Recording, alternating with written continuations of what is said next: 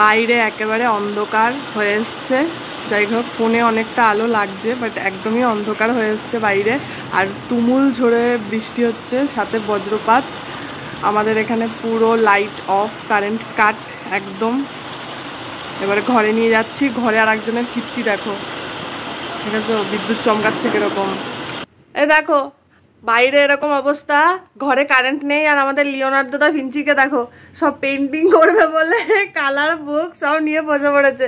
কি পেন্ট করছো মা? সে তো দেখাও যাচ্ছে না, বুঝতেই পারছি না কি আঁকছে। যাই হোক, কিন্তু আঁকতে বসেছে যে এটাই দেখানোর জন্য আমি ভিডিওটা করছি। দেখো সামনে জ্বলছে মোমবাতি, মোমবাতির আলোতে এতদিন ছোটবেলায় দেখতাম সবাই পড়াশোনা করতো, আর এখন দেখো আমার মেয়ে আর্টিস্ট হতে চাইছে, ওই জন্য মোমবাতির আলো জ্বলেই সে কাজ চালাচ্ছে।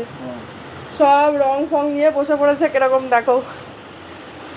এত মনোযোগ দিয়ে যদি অন্য সময় আঁকতে বসতিস রে, তাহলে তো অন্যরকম পেন্টিং হতো।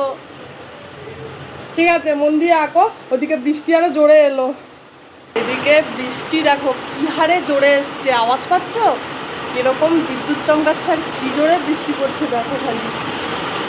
ও ওয়াও, মাটির সেই গন্ধ, অসাম অসাম। সেদিকে আমি ভিডিও বানাচ্ছিলাম, চলো এবার ঘরে যাই, টাটা। দেখো আমার মেয়ে কি এঁকেছে, এঁকেছে হচ্ছে ইন্ডিয়ার পতাকা, ন্যাশনাল ফ্ল্যাগ এঁকেছে। এখনো পর্যন্ত কালার ফিল হয়নি, কিন্তু আলটিমেটলি এঁকেছে এই আলোতেও। তো তার জন্য এত এফর্ট দিয়ে করেছে, একটা লাইক তো হয়ে যায়, তাই না? আমাদের আরোহীর কমপ্লিট হয়ে গেছে ছবি আঁকা। এটা কাকে এঁকেছে জানি না, উল্টো দিকে ঘোরা, অন্ধকারে বসে বসে আমার মাম্মা এই এঁকেছে। স্যালিউট করছে আর পতাকা উত্তোলন হয়েছে, ব্যাস এই হচ্ছে তার ছবি আঁকা। অন্ধকারে বসে বসে এই যে কমপ্লিট করেছে, এটাই অনেক। তার জন্য আমি তোমাকে স্যালিউট করছি, ওকে? কি মজা। আরোহী দেখেছো কত মন দিয়ে এখন অন্ধকারের মধ্যে ছবি এঁকে দিল। এই দেখো মোমবাতি, মোমবাতি জ্বেলেই আরোহী কিন্তু টোটাল ছবিটা কমপ্লিট করেছে।